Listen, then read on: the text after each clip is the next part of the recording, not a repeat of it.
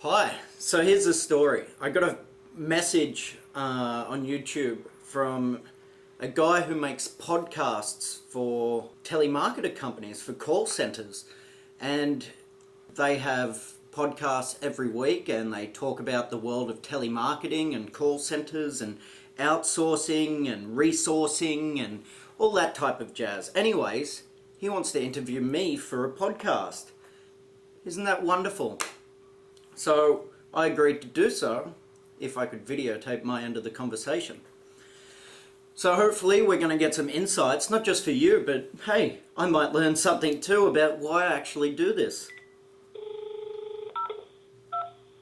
We welcome now to Smart Call Geraint Kenneth, an artist, musician, painter, sculptor and on YouTube recorder of pranks involving telemarketers. Welcome to Smart Call Geraint.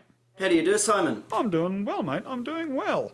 Now, Geraint, you've got this fabulous YouTube channel, which we'll link to on the website, where you record and present prank calls with telemarketers. Why do you do it?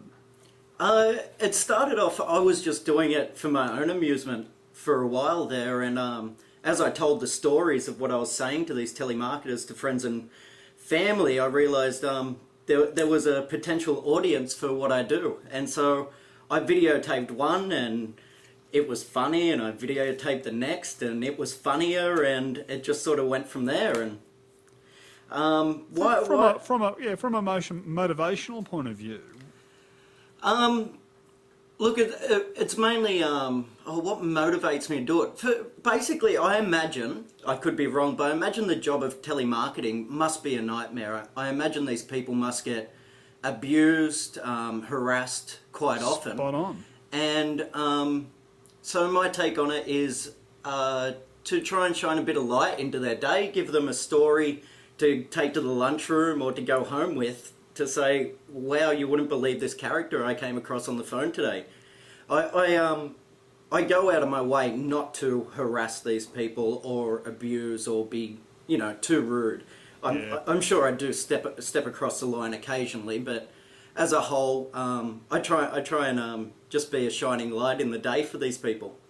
Do you feel that telemarketing calls are an imposition on you? Yeah, definitely. Why? Well, this is my home life. I find... Because you work from home. Yeah, and the phone ringing should be a joy. It should be, someone I want to talk to. And more often than not, it's a stranger from...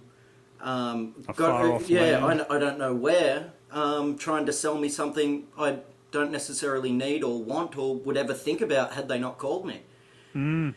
So, yeah, I figure they're on my territory when they phone me, so I just have a bit of fun. Has the infamous episode of Seinfeld inspire you, perhaps? I do know what you're talking about, but no, I think I'm a bit more creative than Seinfeld, especially when it gets to me actually turning up to the businesses that have phoned me. Tell us about that. What's involved with that one? Well, that depends on, obviously, the call, but if... I find if someone invites me to a conference or a business meeting, it's just easier for me to say yes than to say no. And I know my viewers, my subscribers on YouTube greatly appreciate it when the prank goes further than just a phone call and it turns into an on-the-spot live prank in someone's business. Now, I mean, you've done it's nearly 50 of these on YouTube now, haven't you? Yeah, I think I'm up to my 30th prank, but some of them, go on for multiple videos. Go in multiple episodes because of the 10-minute limit on YouTube. Yeah, and also the amount of calls I get from some companies. I got called 6 times in 2 days by one company, and, that's just amazing. I find that very entertaining, so I videotape each and every one of them.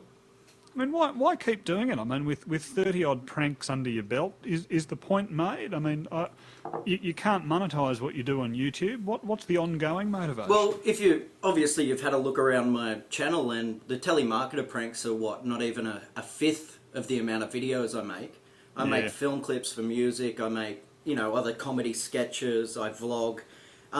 Basically, I'm getting a great audience for these pranks.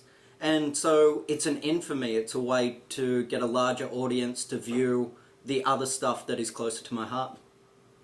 Fair enough. Why not just join the Do Not Call register? There's no fun in that. then telemarketers wouldn't phone me. And I wouldn't have that 15 minutes of joy in my day. Now, what do you reckon is the best prank you've done, and why? The best prank, probably my most recent one. The great thing about the pranks is, as a comedian, it's a great place for me to test my improvisation skills and to test out characters and try and develop them. And I developed this character through the pranks called Darren David. And last week I took him into a conference I was invited to and tried to do a stand-up comedy routine in there, and got ejected quite quickly, which was great because the previous time that I did that, I didn't get ejected from the premises, and I actually left with a round of applause for what I'd done.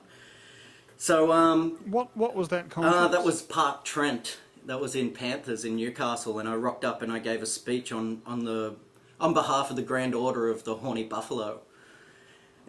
A most august order. Yes. So basically, any prank that gets me out of the house, I think, would be my favourite. Good. And what do you plan to do with this in future? Look, to tell you the truth, this isn't something I put a lot of thought into. There's no plan. I just, like I said, I started off more so just to show some friends these conversations and the type of things that telemarketers will believe, because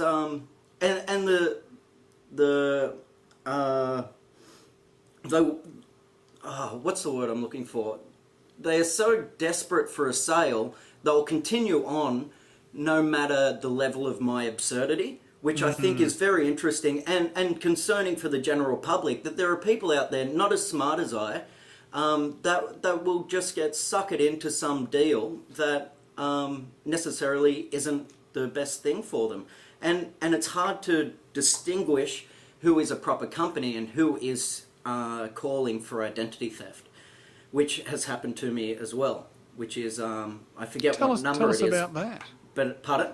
Tell us about that. Well, I got a phone call, and like I said, the majority of the time I try and be as nice as possible to the people on the line. I just try and be absurd.